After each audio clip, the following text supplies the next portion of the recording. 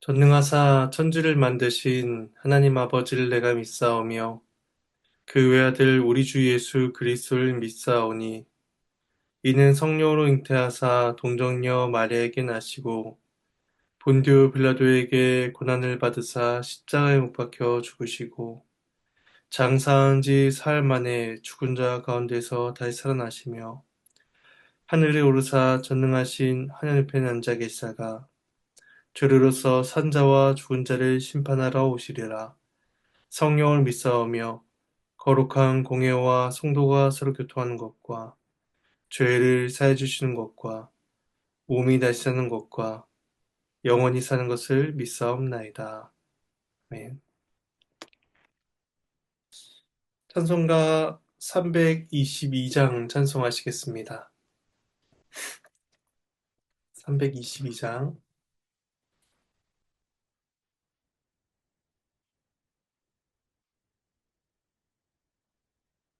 1절과 2절을 찬송하시겠습니다.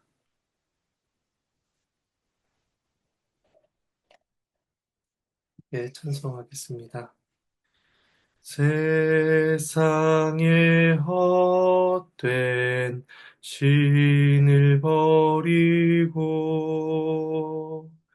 하나님 이름 높여 기리세 온 천하 백성 모두 나와서 다 같이 하나님만 섬기세.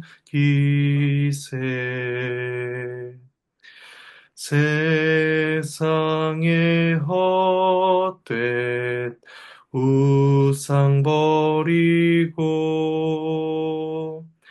인간의 모든 부귀영화와 거짓과 불의 모두 버리고 온전히 하나님만 섬기세.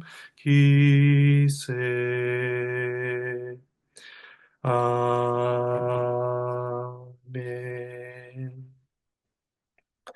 잠시 기도하시겠습니다. 하나님의 은혜에 감사를 드립니다. 이 시간 함께 모여 주의 말씀을 살필 때에 주께서 은혜를 베풀어 주셔서 주의 뜻을 분별하여 알아가는 은혜가 있게 하여 주시옵소서. 우리를 깨우쳐 주시고 주의 뜻을 분별하여 우리의 믿음과 삶에 적용할 수 있도록 도와주시옵소서. 감사를 드리옵고 이 모든 말씀 예수님의 이름으로 기도합니다.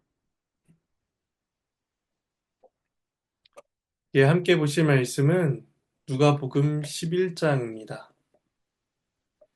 누가복음 11장 14절에서 26절까지 말씀입니다.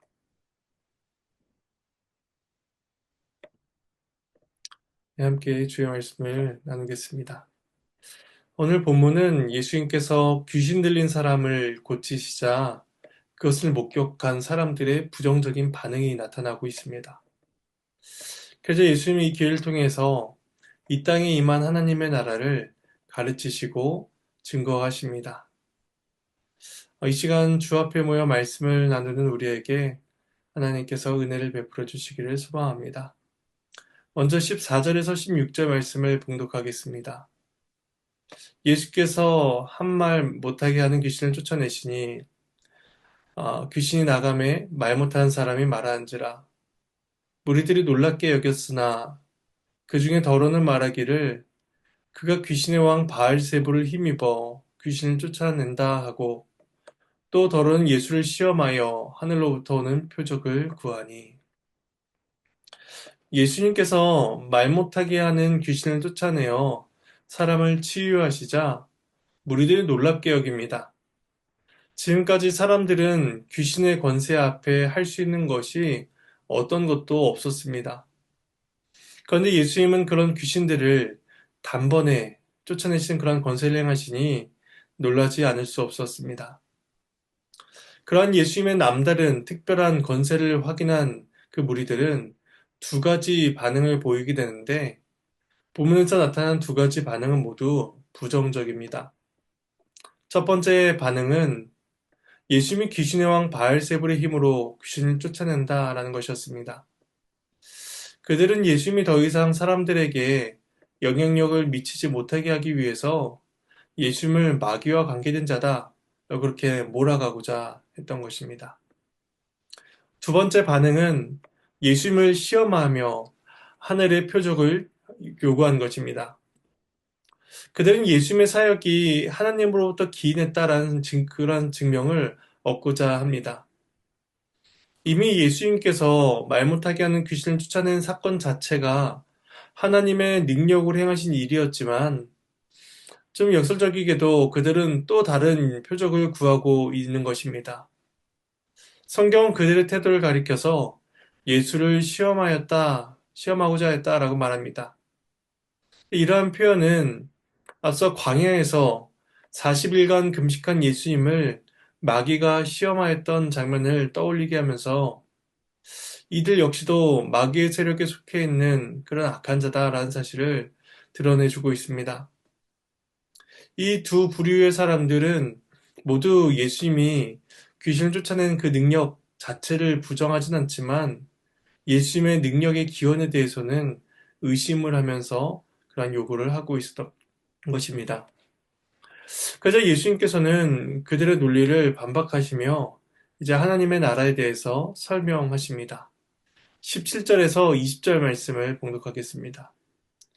예수께서 그들의 생각을 아시고 이르시되 스스로 분쟁하는 나라마다 황폐하여지며 스스로 분쟁한 집은 무너지느니라. 너희 말이 내가 바알세불을 힘입어 귀신을 쫓아낸다 하니 만일 사탄이 스스로 분쟁하면 그의 나라가 어떻게 서겠느냐. 내가 바알세불을 힘입어 귀신을 쫓아내면 너희 아들들은 누구를 힘입어 쫓아내느냐. 그러므로 그들이 너희 재판관이 되리라.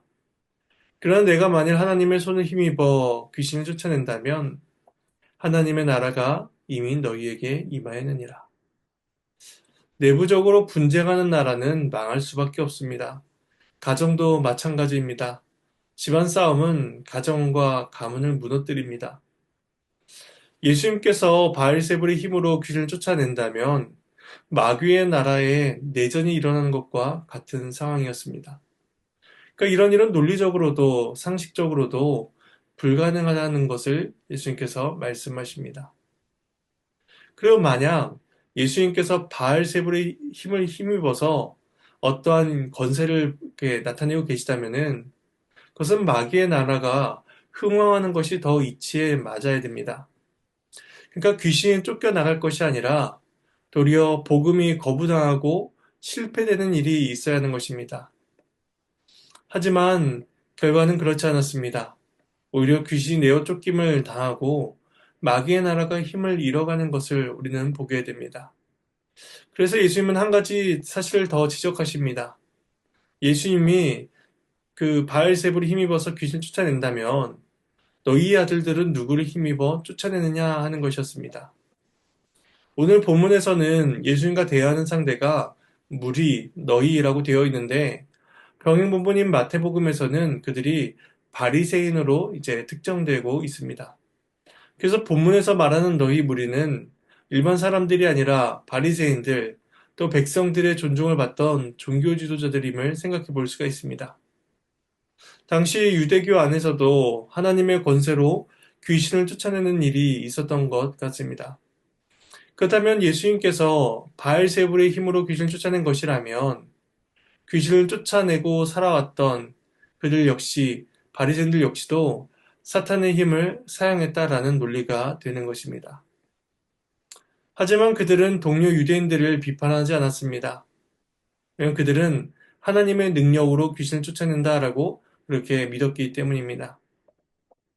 그러니까 무리들, 유대인들, 바리새인들은 자신들이 선택적으로 이것은 하나님의 권세다, 저것은 귀신의 권세다라고 판단했으며 결국 그러한 차이는 예수님에 대한 그들의 적대감에서 비롯된 것임을 보게 됩니다.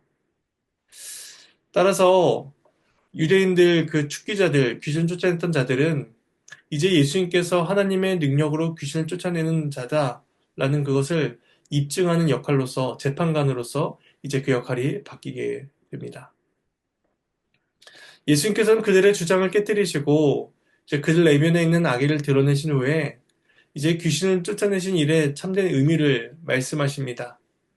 그것은 내가 만일 하나님의 손을 힘입어 귀신을 쫓아낸다면 하나님의 나라가 이미 너희에게 임하였다라는 것입니다.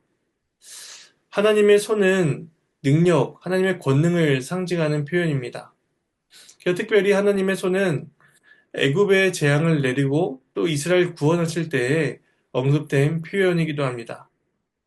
출애굽기 8장에서 하나님께서 애굽의 재앙을 내리시는데 그중 하나가 티끌이 이가 되는 재앙입니다.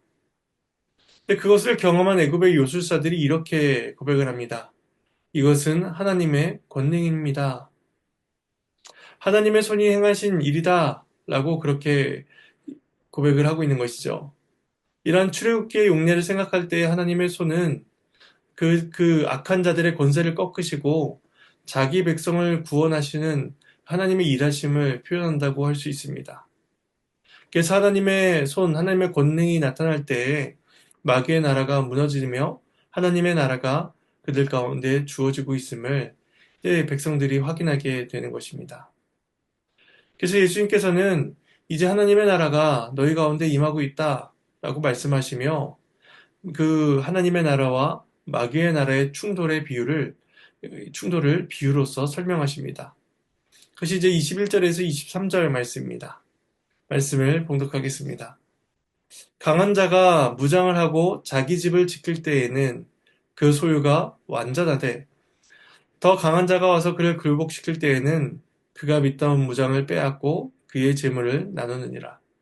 나와 함께 하지 아니한 자는 나를 반대한 자요 나와 함께 모으지 아니한 자는 해친 자니라. 강한 자가 완전 무장을 한 상태로 자기 집을 지킨다면 그 소유를 빼앗을 자가 없을 것입니다. 그런데 그보다 더 강한 자가 온다면 강했던 자는 무장도 빼앗기고 제한물도 빼앗기고 맙니다.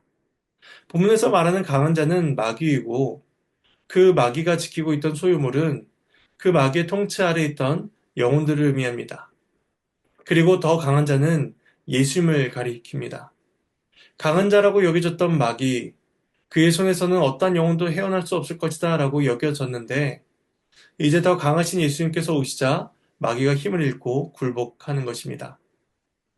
예수님께서 이러한 비유를 들어 말씀하시는 까닭은 단순히 예수님 자신이 얼마나 권세 있는 분인가 이것을 말씀하는 것이 아니라 이것을 통해서 마귀의 권세는 무너지고 하나님의 나라가 확장되고 있다는 사실을 가르쳐 주고자 하신 것입니다. 그리고 이러한 두 나라의 충돌 사이에는 결코 중간지대가 없습니다. 두 나라가 충돌할 때에 하나님의 나라에 속해 있든지 혹은 마귀의 나라에 속해 있든지 둘 중 하나의 상태에 처하게 됩니다. 예수님을 적극적으로 반대하며 하나님을 해치지 않는다 하더라도 예수님과 함께 하지 않는다면 그 사람은 예수님을 반대한 자이고 마귀의 편에 속해 있는 자입니다. 예수님께서 귀신을 쫓아낸 행위를 보고도 귀신의 힘을 힘입어 그 일을 행한다라고 생각하는 사람들, 또 하늘로부터 오는 표적을 구했던 사람들, 이들 모두는 예수님을 반대하며 예수님과 함께하지 않는 자들입니다. 그러니까 그들이 하나님의 나라가 아니라 마귀의 나라에 속해 있는 자다라는 사실을 이 말씀을 통해서 밝히시는 것입니다. 그리고 예수님 마지막으로 예수님과 함께하지 않는 자가 처하게 될 비참한 처지를 한 가지 비유를 통해서 또 말씀하십니다. 마지막 24절에서 26절 말씀입니다. 말씀을 봉독하겠습니다. 더러운 귀신이 사람에게서 나갔을 때에 물 없는 곳으로 다니며 쉬기를 구하되 얻지 못하고 이에 이르되 내가 나온 내 집으로 돌아가리라 하고 가서 보니 그 집이 청소되고 수리되었거늘 이에 가서 저보다 더 악한 귀신 7을 데리고 들어가서 거하니 그 사람의 나중 형편이 전보다 더 심하게 되느니라. 하나님의 말씀입니다. 하나님께 감사합니다. 예수님의 비유에서 나타나는 한 사람은 더러운 귀신 들렸던 사람입니다. 그런데 귀신이 그 사람에게서 쫓겨나게 되는 일이 일어나게 되죠. 귀신은 쉴 곳을 찾지만 그런 곳을 발견하지 못하고 결국 쫓겨났던 그 사람에게로 돌아갈 결심을 하게 됩니다. 그리고 가서 보니 자신이 나왔던 그 사람의 상태가 깨끗이 되고 청소되고 수리된 것을 발견하게 되죠. 이에 자기보다 더 악한 귀신 일곱을 데리고 그에게로 들어가게 됩니다. 여기서 일곱 영이다라는 것은 그 귀신에 의해 완전히 지배받게 된 상태를 의미합니다. 결국 그 사람은 과거의 상태보다도 그 상태가 악화되었음을 보게 됩니다. 근데 예수님께서 갑자기 왜 이런 비유를 말씀하시는 것일까요? 지금 예수님께서 말씀하고 계시는 그 대상은 예수님에 대해서 악평하고 또 예수님의 행적을 목격하고도 부정적인 반응을 보이고 있는 사람들입니다. 그런 점에서 24절에서 말하는 더러운 귀신 나간 사람은 예수님을 비난하며 반대하는 종교 지도자들, 그리고 넓게는 이스라엘 백성들을 가리킨다라고 볼 수가 있습니다. 원래 이스라엘은 그 민족의 형성과 역사 속에서 하나님의 놀라운 은혜를 받은 자들이었습니다. 그들은 하나님의 선택과 사랑을 받을 만한 어떤 조건과 자격도 갖추지 않았지만 하나님께서 그들을 열방 중에서 하나님의 나라 백성으로 선택해 주셨습니다. 그래서 하나님께서 그들의 하나님이 되어 주셨고 그들에게 율법을 주시사 하나님의 뜻을 계시하여 알리셨습니다. 또한 제사와 절기, 성전 등의 방편을 통하여서 하나님과의 신령한 교통, 그 은혜를 누릴 수 있도록 만드셨습니다. 그런 점에서 이스라엘의 영적 상태는 청소되고 수리된 깨끗한 상태이다 라고 할 수가 있는 것입니다. 따라서 이스라엘은 하나님께 주신 그 방편들을 통해서 자신의 그러한 영적인 유익들을 누려야 했으며 그리고 특별히 무엇보다도 구약에서 약속하고 있는 그 메시아를 대망하며 영접할 준비를 해야 했습니다. 근데 정작 예수님께서 오셔서 복음을 전하시고 하나님 나라를 베풀어 주신 그때에 이스라엘은 그분과 함께 하기를 거부합니다. 예수님을 배척하고 그분의 사역을 귀신의 권세에 의해 비롯된 것이다라고 하면서 비방하며 거부합니다. 이러한 이스라엘의 태도는 하나님의 은혜를 거절한 것이고 하나님의 나라에 들어가기를 거부한 것입니다. 하나님 나라와 마귀의 나라 사이에 중간지대가 없으니 그들은 마귀의 나라 악한 영의 통치를 받기를 원했던 것입니다.